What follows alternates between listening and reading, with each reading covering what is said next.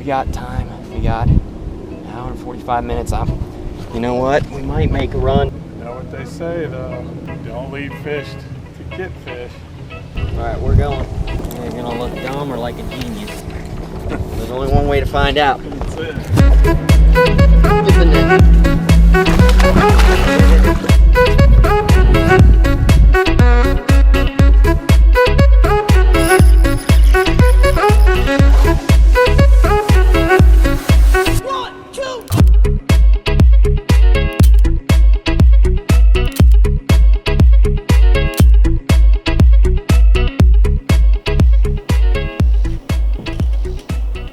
Probably should spit out my gum. Okay, I guess I'm ready to start. Hello everyone, Jack Dice here with Obsessed Fishing, and welcome back to another tournament series video that I think I'd like to call Up and Coming. It's a little late in the series to be naming it. I've only already done one or two, but I think it describes what these videos are pretty well. And without further ado, welcome to a third episode of a series that's just now being titled Up and Coming. So anyway, for this tournament video you're watching, you already saw from the title, is the Potomac River. Now this was back in April, and it was the first event of the Shenandoah division of BFLs. Now last year was my first year fishing the BFLs, and I fished the Shenandoah division as a boater, and I really sucked. That's pretty much, there's no other way to put it. Because not only did I not catch a bass in that tournament, I sunk my boat. Now, if you want to see or hear the story of that in a future video, let me know in the comments below if you want to learn how I sunk my boat.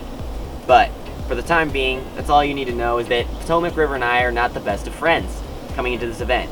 So to start off the tournament the next morning, I told myself, well, Mad Woman, there's just so many fish here, I'm more familiar with this creek, and I'm just going to go back to the same areas where I got bit last year and where I've gotten a few bites in my half day of practice this year, like one of my 2 bites, and I'm just going to grind it out. I'm going to see what I can do and see if I can put a limit in the boat.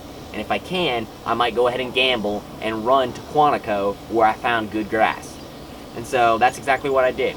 Looks like there's a bit of fog on the water. For your safety, I would have my lights in and on. We'll have fun today, if anything. It's fishing. I look at it be working. Oh yeah. 11. Yeah. Hey, look at it this way. If we catch, as long as we catch one, we weigh in, we'll probably be inside the top 10 for like a second. Yeah, there you go. Hey guys, your official time is 6:30. 6:30. Good luck, God bless. I'll see you this afternoon. Bring us some fish. Boat number 1.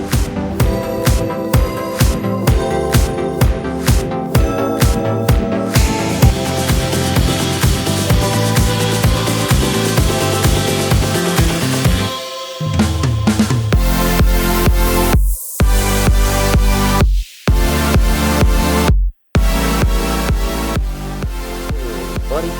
Close, huh? I don't think so. I'm just gonna double check. I don't wanna.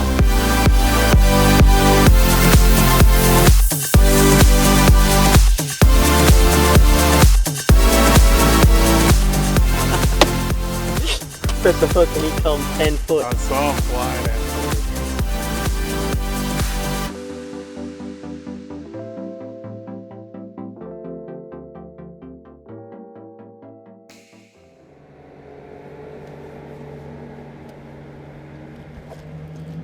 Get the net.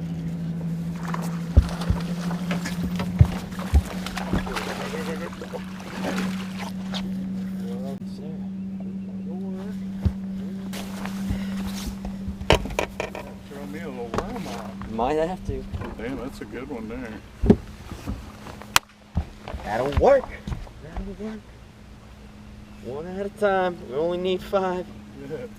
The main setup that I was using to catch these fish was the Favorite Rods 6-stick 7.4 heavy. Now this rod, even for a heavy, has a little bit of a parabolic bend, and it really allows me to whip that worm out there. I was throwing a Zoom Ultra Vibe speed worm, just throwing it and dragging it ultra slow. I knew the fish were close to spawning, and I figured the slower the better in case I run into a bed, and that's what I did. And that 7.4 6-stick I think was the biggest thing. It's extremely light and sensitive, and I was making super long casts to try to be as quiet and stealthy as possible in these big crowds of boats out there on the Potomac. And that was the key setup this week on the Potomac to get a few bites. So I ended up fishing there for a little bit longer, and I got 1 or 2 really nice bites.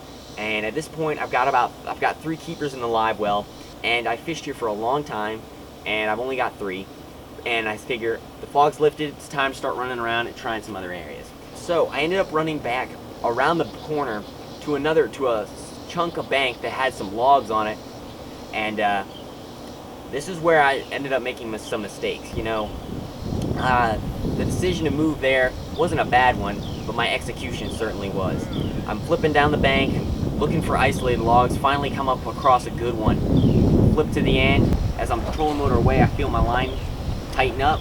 I kind of half set the hook and start reeling, and a good 2-pounder, 2.5 pounder comes up. I get him halfway to the boat, I'm off. That was my bad. I didn't set the hook. I didn't. Just kind of pulled into it. Yeah, that was my bad. I was like, is that even a fish? That was totally my fault. I was disappointed. You know, that would have been my 4th keeper, but I have to shake it off and keep going. Keep fishing my way down this bank. And I flip my drop shot in this big laydown and set the hook, see the fish flash, and he gets caught in the laydown. And I troll over to get him, and he shakes and comes off. Another 2-pounder.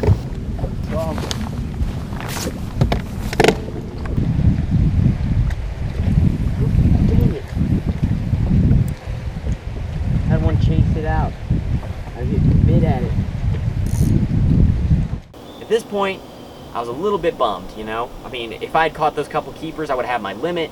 I could feel calm, but now I've only got 3 fish, and a good chunk of the day has gone by. So, in my mind, I've got a big decision to make. Do I run to Quantico, or do I stick it out in Mattawoman and try to just finish out my limit? And I ended up making the decision to run back to the area where I had previously caught them that morning and where I caught them the day before, and roll through all those areas again. Oh, dang it.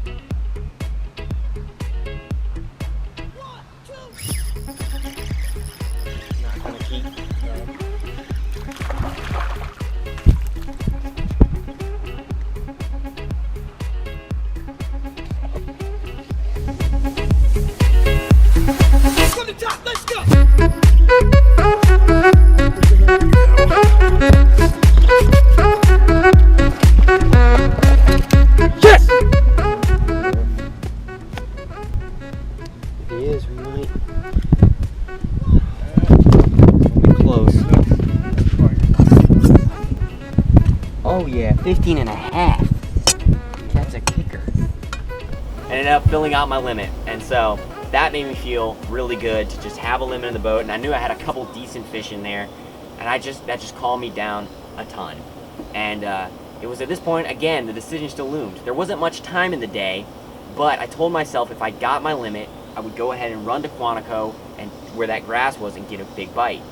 And I figured, you know what, I've got a limit, I can go ahead, send it, and we're gonna go and fish the last hour in Quantico.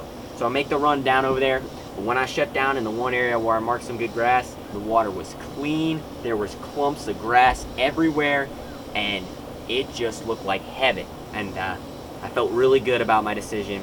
Fished in there for an hour, caught one fish, good fish, but it didn't end up helping me. It was about the same as all my other keepers. And so I just had to throw it back, and an hour went by and I never got that big bite. Ended up coming in with about a little over 13 pounds and ended up finishing 48 out of about 150 boats.